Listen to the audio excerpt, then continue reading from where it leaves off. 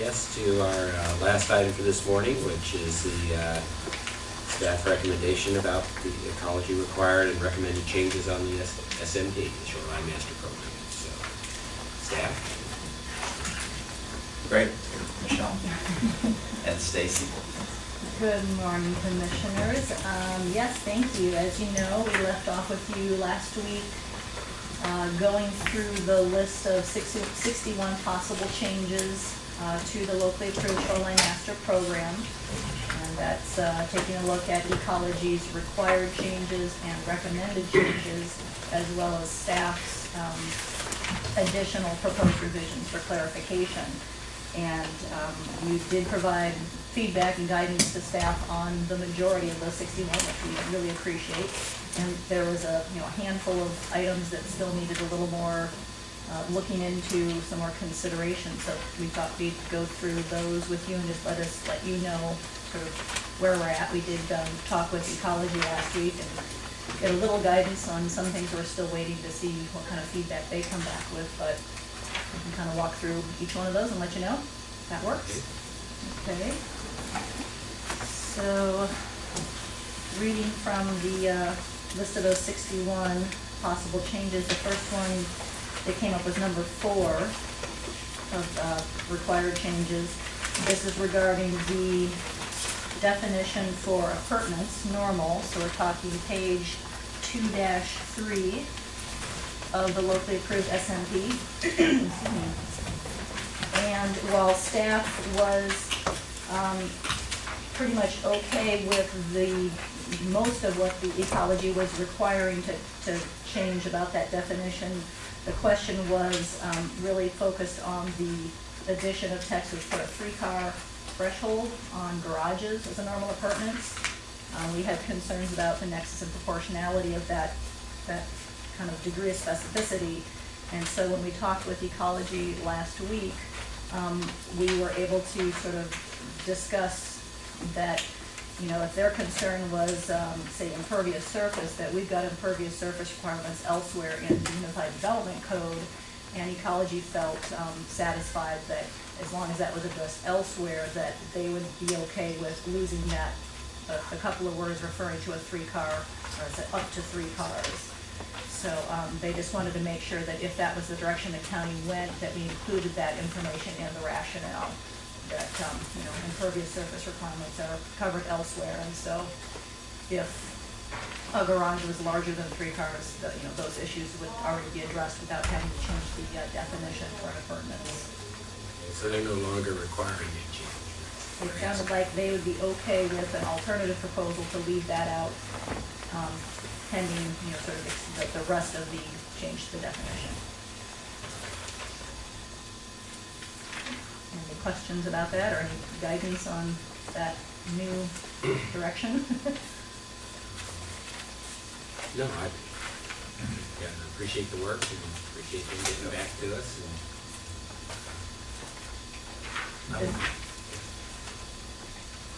Does that seem like a change the board would be okay with? Including the 3 or not? Or to leave that out. So here. Okay. Sorry, let me be more clear.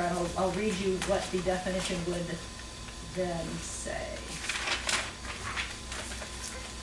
It would read, appurtenance, normal, means a structure or use that is necessarily connected to a primary use and is located landward of the ordinary high water mark. Normal appurtenances for residential development are garages, utilities, septic tanks, drain fields, as well as driveways, walkways, and fences, plus initial clearing and grading for a new residence which does not exceed, and actually it should read 250 cubic yards. There is a transcription error. 250 square yards, and which does not involve placement of fill in any wetland or waterward of the ordinary high water mark. Yes. So our locally approved SMP does actually read 250 cubic yards, but when Ecology transcribed it to their list, they accidentally put in square feet, so we did propose keeping it at cubic yards. Right. They were probably thinking of the impervious surface issue. Possibly so. Okay. Never be too clear. So. Yeah. So could you read that again? Sure, no problem. The whole thing? Yeah. Okay, appurtenance, normal, means a structure or use that is necessarily connected to a primary use and is located landward of the ordinary high water mark.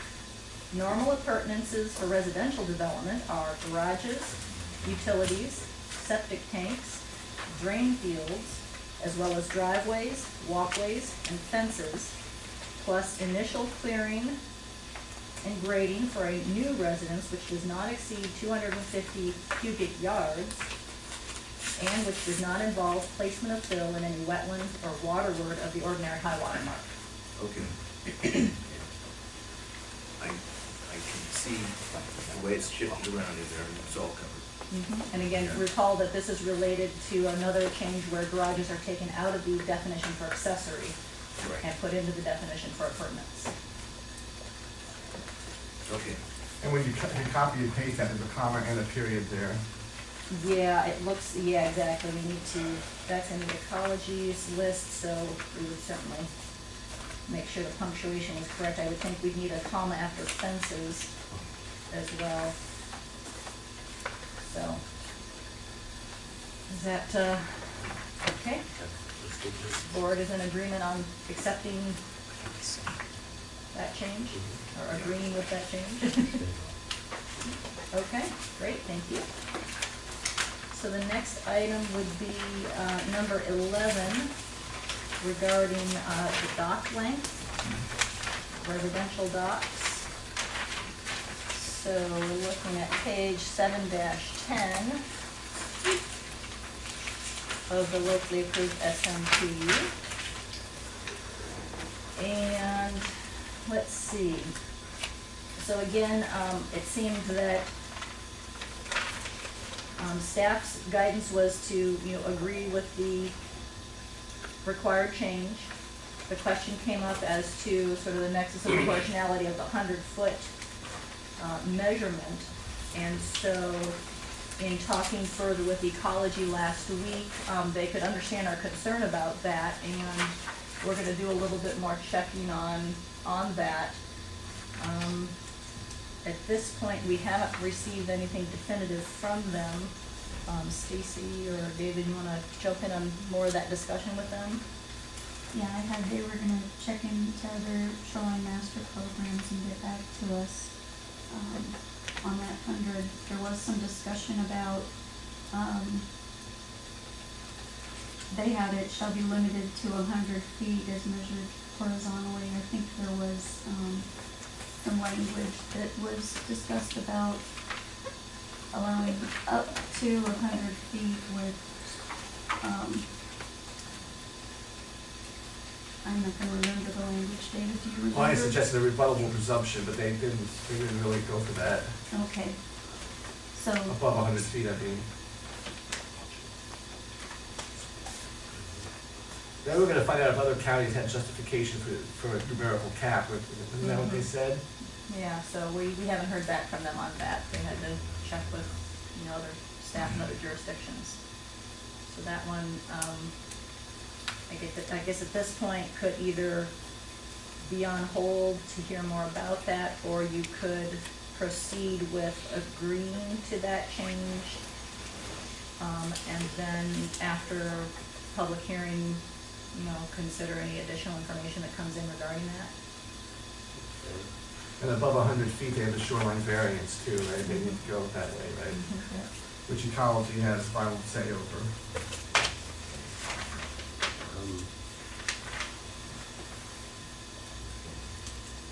So they're going to check other SMPs now. As I recall, the Whatcom County SMP was all submitted as part of the record. I don't know if all their background information was submitted as part of the record, and all the justifications for that, or if it's part of another record for another jurisdiction, they're checking these other jurisdictions. Would that have to be something that then got put into our record if we make the change, if you're a public hearing? Yeah, that would be the ideal situation, yes. Okay, so we'd have to make sure that that piece got in there, if it isn't in there already. Like I said, I think, Whatcom's is already there, but I don't know if all their background information is there, so.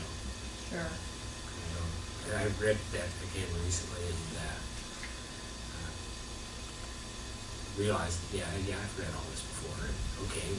And that is part of the difficulty with this, and it's brought up in public comment to some degree of, where do we hear things? You're reading all the newspapers, you're, reading other articles, you're watching TV, you're doing all this stuff, you get all this information, and, we did this a year or so ago, and, okay, where did I learn that? Is the question. We want to make sure things are there, and if they're not there, how do we open it up to let people know, so both sides and all sides. Okay. So, Commissioner, and Michelle, I'd just like to clarify, because my recollection in my notes from last time we met was that the board had indicated general agreement with item number 11 and Ecology's proposed language. So what is it we're trying to accomplish at this point? It was an outstanding concern regarding the 100-foot measurement. And so basically a similar issue too with the common line buffer issue that we'll get to here in just a few more items. So whether there was sufficient information in the record to defend that against potential challenge, is that the issue, more a matter of making sure that the record will sustain this? Well, sure. I mean, this is a number that Ecology is listing as a required change. So our question to them was, how do they come up with 100 feet? And in general, their response was that it seemed like an adequate number to accommodate if almost all or all dock requests for residential, to residential use. So especially with the provisions that follow that number, that the administrator may approve a different dock or pier length when needed to address, sensitive habitat issues or shared use. Plus, as David Alvarez mentioned, there's the shoreline variance anytime you want to go different from what the standard is. So it was just a question to make sure we understood where that came from. Okay, great, thank you for clarifying. If I lived in Comox, I think I'd be concerned about this, but, you can walk almost to Vancouver Island. But down here, as long as you can have a variance as well, I don't quite understand why they changed it from 60 feet. But, And then if it's an go ahead. if it's an ecology change, required change, then if we just go along with it, do we have to go through this part? In terms of Having a public hearing on this issue? Yeah, I would think not, though, if based on the research that staff is doing, if the board wishes to put more information into the record for purposes of defending this, then I think you could. Would you agree with that, David? Well, also if you go from 60 feet to 100 feet, that's Substantive. But it also is inside out. Before it was no greater than required up to 60 feet. Now it's the minimum required 100 feet. So that's, so it's got to turn inside out. So it might be considered substantive. It might be worth having a hearing on just so that people can speak on it. Because you've changed the dollar amount and you've changed the threshold. In other words, it's inside out now. Instead of as long as possible, it's now as short as possible. You mean the length? Length, yeah.